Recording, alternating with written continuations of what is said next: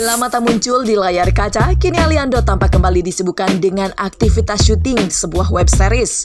Dan untuk mengisi waktu istirahat syutingnya, Aliando pun memilih untuk bermain gitar sambil menciptakan lagu. Lantas benarkah Aliando masih ingin kembali terjun ke dunia musik setelah cukup lama vakum? Dan baru saja menikah dengan Sandy Tumiwa pada 7 Maret 2021 lalu, kini Henny Mona justru datang ke sebuah acara seorang diri tanpa ditemani sang suami. Padahal sebelum menikah, Henny dan Sandy kerap terlihat berdua kemanapun keduanya pergi. Ada apakah dengan Henny dan Sandy?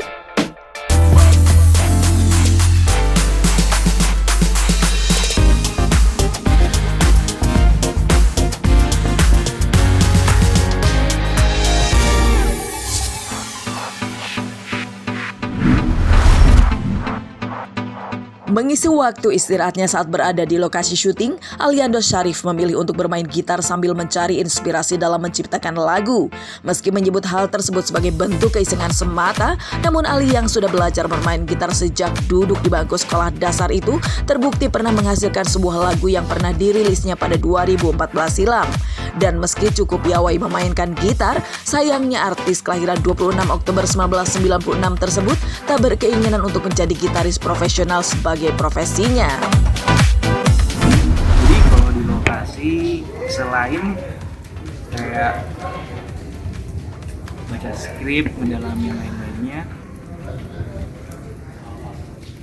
waktu kosong yang bisa diisi salah satunya selain ngobrol ya main gitar dan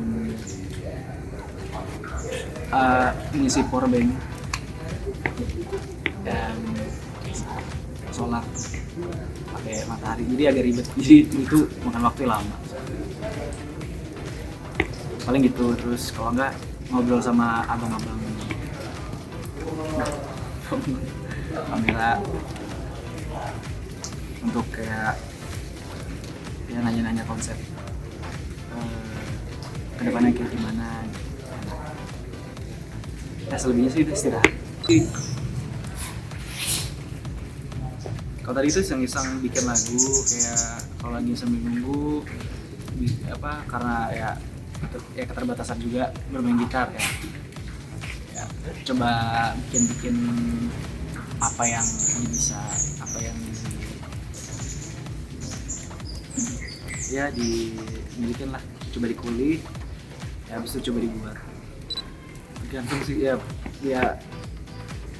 paling kalau iseng sih kayak gitu sih, kayak kalau jadi gitaris sih enggak ya, lebih ke main musik aja kan. Aku gitu sih. Ya tapi enggak main gitar. Ya, hobi nongkrong. Bukan yang gitaris ya.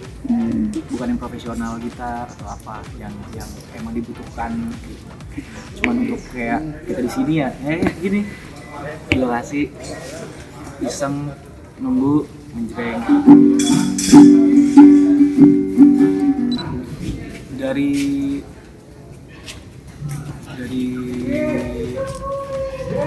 SMP SD sih, SD kelas 6. Tapi bukan ini Bang, bukan yang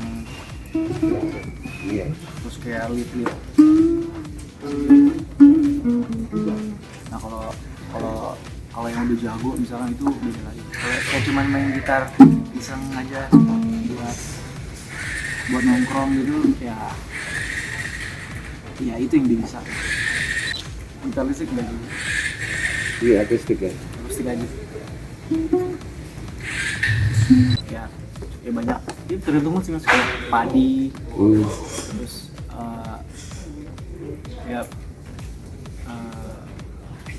Terpen, Seven,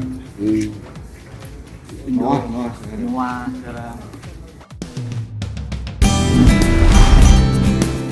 Sangat hobi memainkan gitar dimanapun ia berada, seolah menjadi suatu keharusan bagi Aliando untuk selalu membawa gitar kemanapun ia pergi. Bahkan Ali agar tak ketinggalan saat ia bepergian, Ali sengaja menyimpan gitarnya tersebut di mobil. Iya, gitar ada di mobil. Baiknya sih harus selalu ada. Enggak makan tempat. Sebenarnya sih ada lagi lebih kecil, namanya gitar lele. Kan ada ukulele kecil banget. Terus kalau mau lebih praktis terus emang ingin dengan suara yang sama, ya sebutnya gitar lele. Sama porsinya, cuma dia lebih kecil lagi, untuk segini. Kalau yang gitar lele dengan ukuran gitar yang sama, 6 senar juga, namun dia ukurannya lebih kecil. Senarnya 6. Senarnya tetap 6 dan nggak ada perubahan nada sedikit. Ada deh, lebih tinggi ya, lebih tinggi nadanya. Kalau ini kan standar, nggak pengoleksi gitar sih, cuma suka aja. Jadi ya mau kecuali kalau gue gitaris kali ya. Kalau gue gitaris mungkin gue akan koleksi atau nyari gitar dengan mungkin mempengaruhi kali. Bentuknya juga mempengaruhi suara. Jadi banyak hal yang sebentar dibeli untuk mencapai kepuasan. Pernah membentuk sebuah band bernama Ali Indonesia pada 2015 lalu, di mana ia menjadi vokalisnya. Ali mengungkapkan jika dirinya kini belum memiliki keinginan untuk kembali mendirikan sebuah band pasca grup bandnya tersebut divakum sejak lama. Namun jiwa bermusik yang ada di dirinya tetap membuat artis keturunan Arab tersebut ingin terus bermain musik meski sudah tak lagi bersama grup bandnya tersebut. Dan mencoba menunjukkan kemampuan bermusiknya, Ali pun memainkan gitarnya sambil bernyanyi. Band sudah divakumkan. Kalau Ali sendiri pastinya tetap ngeband, namun mungkin tidak dengan band yang dahulu gitu, atau dengan nama yang dulu juga gitu, karena sudah divakumkan. Jadi ya coba berjalan dengan musik yang baru. Sebenarnya kayak mau bikin band lagi sih nggak tahu, tapi mau ngeband sih ada, mau ngeband lagi. Jadi ya tetap di musik lah, ada, tapi ya di gue aja gitu. Well, you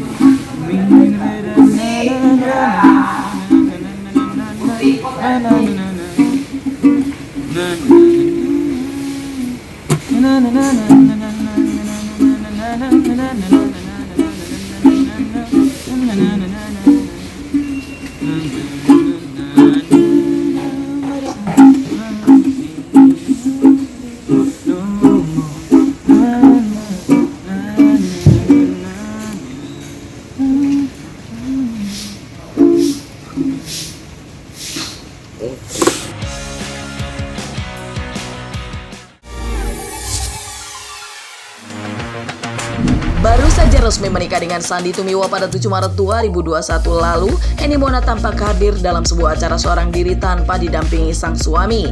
Padahal sebelumnya Henny dan Sandy kerap terlihat bersama, bahkan sejak sebelum keduanya menikah. Hal ini setelah menimbulkan asumsi publik jika pernikahan Henny dan Sandy yang baru seumur jagung tersebut sedang bermasalah. Tak hanya itu, publik pun sempat menduga jika pernikahan Henny dan Sandy hanyalah settingan, serta menuding jika Sandy memiliki maksud tertentu dengan menikahi Henny yang merupakan seorang pengusaha dengan berbagai bisnis yang dimilikinya. Kalau dibilang sendiri, saya kan dari dulu juga biasa sendiri kan.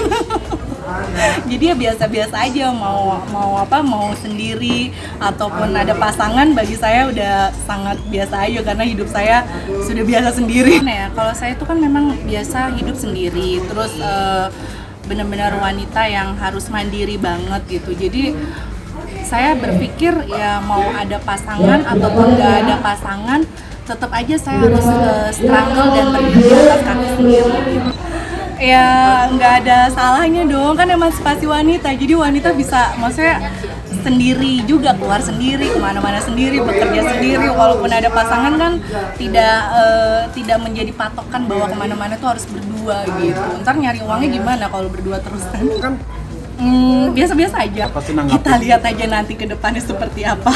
Tunggu waktu aja lah yang menjawab. Kan nggak bisa ya kalau saya bilang saya maunya langgeng, tahu-tahu di tengah-tengah jalan sama yang kemarin dia saya maunya langgeng, tapi di tengah-tengah jalan seperti itu kan gitu. Kalau misalnya saya bilang saya nggak baik-baik aja, ya namanya kita berhubungan pasti ada masalah kayak gitu. Makanya saya bilang ya biar waktu yang menjawab aja lah, dibawa santai aja. Mau sendiri pun ada pasangan pun ya santai aja. Oh santai aja sih kalau misalnya netizen bilang kayak gitu, terus maksudnya ya yang mau deket sama saya seperti itu tuh kan balik lagi ke individualnya. Kalau saya kan yang penting jalanin dengan cinta dan damai dengan ketulusan aja gitu, biar Allah aja yang balas. Kalau misalnya ada orang-orang yang jahat sama saya ataupun cuman yang gimana sama saya, biar aja balik lagi ke netizen kan maha benar. Sebelumnya pernikahan Henny dan Sandy yang sempat membuat heboh publik lantaran dilakukan dengan tiba-tiba dan secara diam-diam turut mendapat respon negatif dari sang mantan suami Rio Rayvan. Pasalnya, meski telah bercerai dengan Rio saat melakukan pernikahan siri dengan Sandy, namun Henny belum mengantongi akta perceraiannya dengan Rio. Hal tersebut pun membuat Rio mengambil langkah hukum dengan melaporkan Henny ke pihak berwajib atas tuduhan perzinahan dan disangkakan pasal 284 dan 279 KUHP pada 8 April 2021 lalu. Sementara itu, meski kembali bermasalah dengan sang mantan suami, Henny justru menanggapinya dengan santai. Pasalnya, 2 hari pasca menikah dengan Sandy, tepatnya pada 9 Maret 2021, Henny dan Sandy telah bertemu secara langsung dengan Rio untuk membicarakan beberapa hal. Dan kini Henny pun bersyukur lantaran telah berpisah dengan sang mantan suami, serta terbebas dari beban beratnya pasca sang suami tertangkap narkoba pada 2019 lalu. Ya karena itu secara hukum di pengadilan belum inkrah perceraian. Belum ada ikrar talak di pengadilan. Lalu yang bersangkutan melakukan pernikahan siri. Itu kita sudah siapkan semua bukti-buktinya. Bukti lengkap. Itu yang akan kita sampaikan nanti di dalam. Dengan berat hati sekali. Toh saya juga sudah ketemu mereka, sudah ketemu yang mengaku keluarganya Sandy, segala macam. Mereka lebih bijak mungkin, karena mereka tahu hukum, nah, seperti itu. Tapi ternyata tidak ketemu titik temu. Dan akhirnya sudah kita berembuk keluarga dulu ya, segala macam. Ya inilah langkah yang kita ambil. Tanggapannya biasa-biasa aja sih, maksudnya ya kalau misalnya kayak gitu saya kan punya masa lalu ya, mungkin kalau dulu saya diceraiin tuh saya nangis-nangis gitu sampai istilah kasarnya tuh susah makan, terus nggak bisa bekerja, nggak bisa ngurusin bisnis.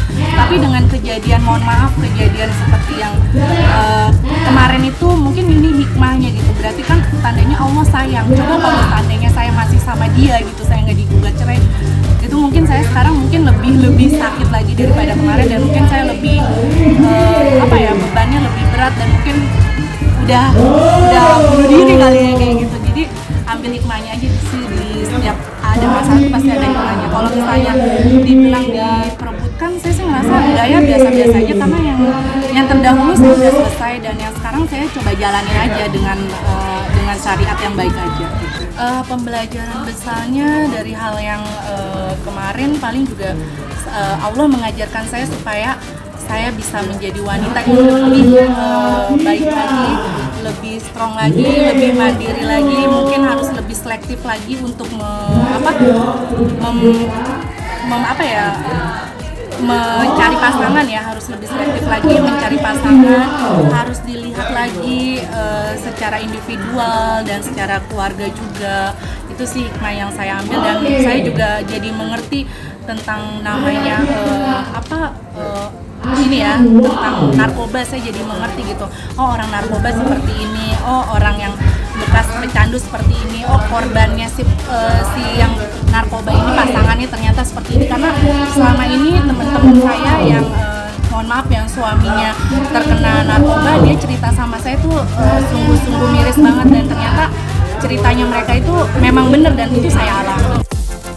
Namun berselang beberapa saat pasca laporan tersebut dibuat, Rio justru kembali berurusan dengan hukum lantaran kembali tertangkap narkoba untuk yang keempat kalinya pada 19 April 2021 lalu. Meski mengaku prihatin atas apa yang menimpa sang mantan suami, namun Henny menyayangkan sang mantan suami yang terus mengulangi kesalahannya. Kalau saya sih gini ya, ini menurut kacamata saya ya, mohon maaf sebelumnya gitu. Manusia tuh bisa berubah, balik lagi ke dirinya dia sendiri. Mungkin kalau sekali, 2 kali ya kita masih, kalau sekali mungkin itu memang benar-benar hantaman banget ya. kalau 2 kali mungkin memang itu udah takdir dari Allah. Tapi kalau ketiga keempat saya sih prihatin gitu. Tapi kalau untuk respect mungkin saya udah nggak respect gitu karena sudah mengulangi kesalahan yang sama gitu. Makanya saya balikin lagi, itu jalan hidup yang dia pilih dan itu balik lagi ke dirinya dia sendiri gitu. Kenapa mengulangi kesalahan yang sama yang seharusnya bisa menjadi pembelajaran, kenapa diulang-ulang terus? Itu aja sih yang saya sayangkan banget. Ramadan di mana? Kalau saya pribadi sih ya, kalau untuk jenguk sih mungkin sempat terlintas gitu, tapi saya balik lagi saya urungkan gitu, maksudnya mungkin nanti kali ya, mungkin dia juga hatinya masih panas, saya juga sendiri mungkin masih panas, jadi biarkan saja lah, cukup dengan doa aja sih. Enggak sih, kebenaran aja ya, dan juga banyak juga sih yang nanya kok maksudnya mantan suami bekas pecandu, dan sekarang juga pasangan saya bekas pecandu. Saya pun bingung gitu tanya sama diri saya sendiri, kok kenapa seperti ini ya? Mungkin dengan saya berdamai dengan diri saya sendiri, berdamai dengan diri saya sendiri, berdamai dengan masa lalu. Ya saya berpikir mungkin Tuhan itu memberikan saya pasangan yang mungkin hampir sama ya case-nya. Tuhan itu percaya sama saya bahwa saya bisa membuat pasangan saya itu menjadi lebih baik gitu. Walaupun kemarin saya gagal menjadi pasangan untuk merubah manusia, mungkin saat ini Tuhan kasih lagi dan mudah-mudahan pasangannya benar-benar bisa berubah sih.